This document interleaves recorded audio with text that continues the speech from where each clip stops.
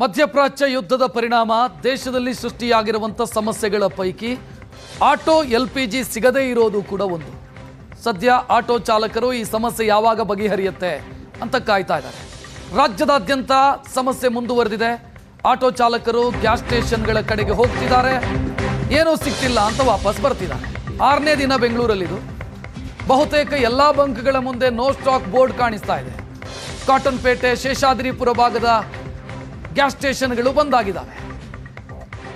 LPG ಸಿಗ್ತಿಲ್ಲ. LPG ಇರುವಂಥ auto ಚಾಲಕರು ಒದ್ದಾಡ್ತಾ ಇರೋದು. ಇಲ್ಲಿವರೆಗೆ CNGಯಲ್ಲಿ ಸಮಸ್ಯೆ ಆಗಿಲ್ಲ ಅನ್ನೋದು ಸಮಾಧಾನದ ವಿಚಾರ. LPGಯಲ್ಲಿ ಸಮಸ್ಯೆ ಆಗಿದೆ. LPG ಸಿಗ್ತಿಲ್ಲ ಆಟೋಗೆ. ಹಳೆ ಆಟೋ ಚಾಲಕರು ಅವರಿಗೆ ಬೇರೆ ವ್ಯವಸ್ಥೆನೂ ಇಲ್ಲ, ಪರ್ಯಾಯ ವ್ಯವಸ್ಥೆನೂ ಇಲ್ಲ. IOCL ಹೇಳುತ್ತೆ ಪೆಟ್ರೋಲಲ್ಲಿ ಓಡಿಸಿ 2-in-1 ಇಂಜಿನ್ ಇದ್ರೆ ಅಂತ.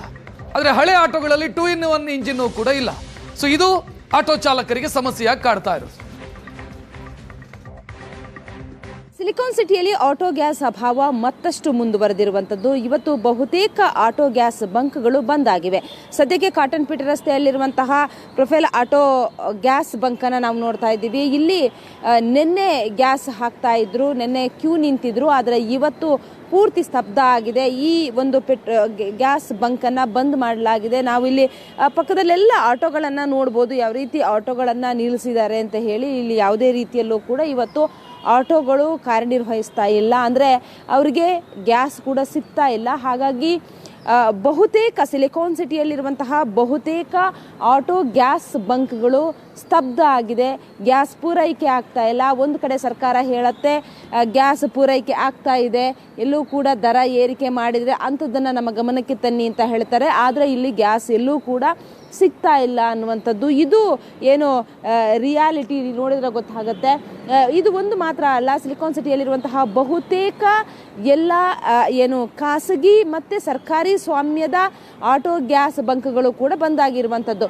ಇವತ್ತಂದರೆ ಕಳೆದ ಒಂದು ವಾರಕ್ಕೆ ಹೋಲಿಸಿದರೆ ಇವತ್ತಿನ ಸ್ಥಿತಿ ಮತ್ತಷ್ಟು ಬಿಗಡಾಯಿಸಿದೆ. ಯಾಕಂತಂದರೆ ಏನು ಆಟೋ ಗ್ಯಾಸ್ ತುಂಬ ಮುಖ್ಯವಾಗಿರುವಂಥದ್ದು. ಆಟೋ ಓಡಿಸ್ಬೇಕು ಅಂತಂದರೆ LPGಯನ್ನೇ ನಂಬಿಕೊಂಡು LPG ಆಟೋಗಳನ್ನೇ ನಂಬ್ಕೊಂಡಿರುವಂತಹ ಸುಮಾರು ಲಕ್ಷಾಂತರ ಏನು ಆಟೋ ಚಾಲಕರಿದ್ದಾರೆ. ಇವತ್ತು ಅವರಿಗೆ LPG ಆಟೋ ಗ್ಯಾಸ್ ಸಿಗ್ತಾ ಇಲ್ಲ. ಹಾಗಾಗಿ ಇವತ್ತು ಏನು ಖಾಸಗಿ ಆಟೋ ಗ್ಯಾಸ್ ಬಂಕ್ಗಳು ಬಹುತೇಕ ಬಂದಾಗಿರುವಂಥದ್ದು. ಹಾಗಾಗಿ ಆಟೋ ಚಾಲಕರು ಕೂಡ ತುಂಬ ಏನು ಸಂಕಷ್ಟದಲ್ಲಿದ್ದಾರೆ. ಸದ್ಯಕ್ಕೆ ಎಲ್ಲ ಆಟೋಗಳನ್ನು ಕೂಡ ಅವರು ನಿಲ್ಲಿಸಿ ತಮ್ಮ ಅಂದರೆ ಇವತ್ತು ಬಾಡಿಗೆ ಕೂಡ ಸಿಗ್ತಾ ಇಲ್ಲ ಅನ್ನುವಂಥದ್ದು. ಮತ್ತು ಇನ್ನೊಂದು ಕಡೆ ಗ್ಯಾಸ್ ಕೂಡ ಇಲ್ಲ. ಗ್ಯಾಸ್ ಇಡೀ ದಿನ ನಿಂತರೂ ಕೂಡ ಗ್ಯಾಸ್ ಸಿಗ್ತಾ ಇಲ್ಲ. ಹಾಗಾಗಿ ಬಹುತೇಕ ಎಲ್ಲ ಆಟೋ ಗ್ಯಾಸ್ ಬಂಕ್ಗಳ ಮುಂದೆಯೂ ಕೂಡ ನೋ ಸ್ಟಾಕ್ ಅನ್ನುವಂತಹ ಬೋರ್ಡನ್ನು ಕೂಡ ಹಾಕಲಾಗಿದೆ. ಬೆಂಗಳೂರಿನಿಂದ ಕ್ಯಾಮರಾ ಪರ್ಸನ್ ನಾಗರಾಜ್ ಜೊತೆಗೆ ಮಮತಾ ಮರ್ದಾಳ, ಏಷ್ಯಾನೆಟ್ ಸುವರ್ಣ ನ್ಯೂಸ್.